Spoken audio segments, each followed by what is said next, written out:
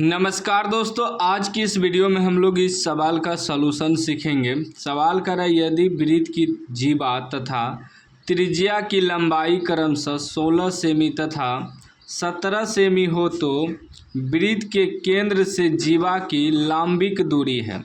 यह सवाल 10th के बोर्ड एग्जाम में, बिहार बोर्ड के बोर्ड एग्जाम में पूछा गया है और बहुत विद्यार्थी यह सवाल छोड़ के आ गया था एग्जाम में क्योंकि उसे सलूशन ही पता नहीं था। ध्यान से आपको समझना है। करें, यदि किसी वृत्त की जीवा तथा त्रिज्या की लंबाई क्रमशः 16 सेमी तथा 17 सेमी हो। एक वृत्त है, एक वृत्त की जीवा तथा त्रिज्या की लंबाई क्रमशः में दिया है। तो पहले जीवा है तो जीवा आपका 16 सेंटीमीटर हो जाएगा, त्रिज्या आपका 17 सेंटीमीटर हो जाएगा। तो एक छोटा सा जीवा होता है यहाँ से यहाँ, इसे वृत्त का जीवा कहते हैं। ठीक है, क्या कहते हैं? जीवा। जीवा की लंबाई जो है 16 सेंटीमीटर दिया है। ये पूरा यहाँ से यहाँ तक 16 सेंटीमीटर है।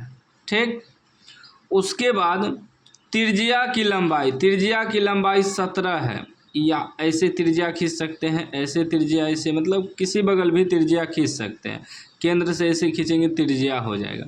तो इसको यहाँ मिला दिए, ठीक ना, या आप इसमें भी मिला सकते हैं।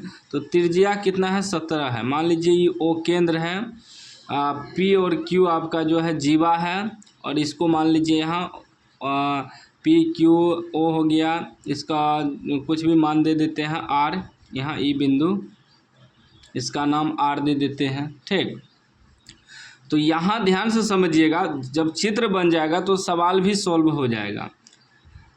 जीवा तथा त्रिज्या की लंबाई क्रमशः 16 सेमी तथा 17 सेमी है। तो जीवा की लंबाई यहाँ से यहाँ 16 और त्रिज्या की लंबाई 17 है। तो वृत्त के केंद्र से जीवा की लंबिक दूरी है। ये वृत्त का केंद्र हुआ, यहाँ से यहाँ ये जो जीवा है इसका कितना दूरी है यह बताना है कि वृत्त के केंद्र से कितना दूरी है जीवा की, यह वाला हमको निकालना है। तो यह निकालना, तो एक लाइन खींच दिए।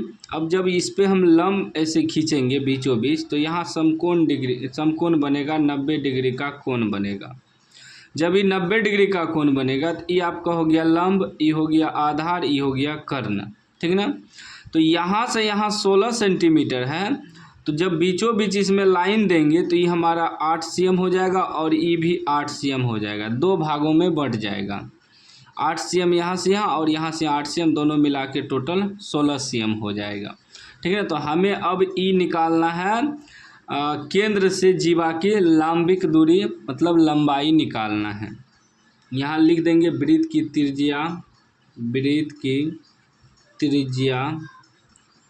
त्रिज्या यानी कि आर बराबर, आर में आपका हो जाएगा ओ क्यू।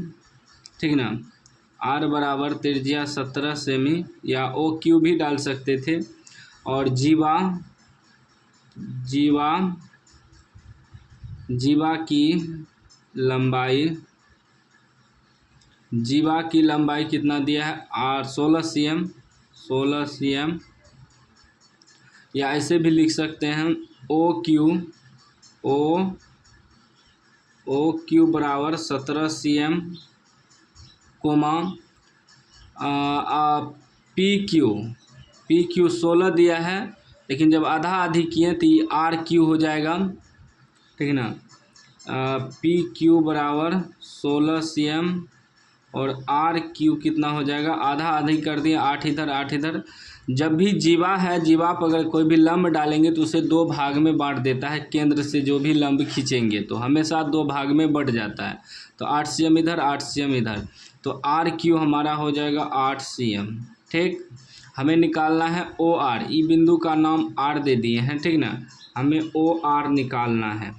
ठीक ना, इस तरह का सवाल बहुत विद्यार्थी छोड़ के आ जाता है क्योंकि समझ में ही नहीं आता है। ठीक ना, तो हमें ओ आर निकालना है, मतलब ये हो गया आधार, ये हो गया लंब, ये हो गया कर्ण। चलेंगे पाइथागोरस प्रमेय से, इससे पाइथागोरस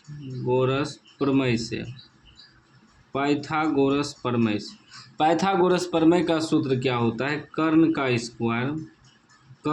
स्क्वायर बराबर लंब का स्क्वायर लंब का स्क्वायर प्लस आधार का स्क्वायर, आधार का स्क्वायर, ये सूत्र होता है। तो ये हो गया कर्ण, ये हो गया लंब, ये हो गया आधार, ठीक ना।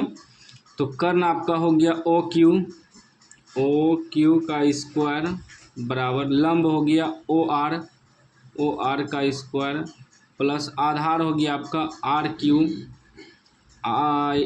क्यू का स्क्वायर, ठीक।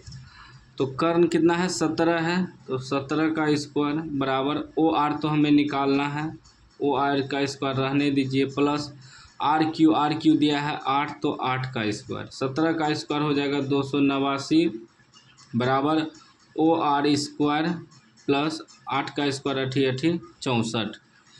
जब हम निकालेंगे ओ आर स्क्वायर बराबर इधर आके माइनस हो जाएगा 289, इधर आके माइनस हो जाएगा 64 बराबर ओ आर का स्क्वायर।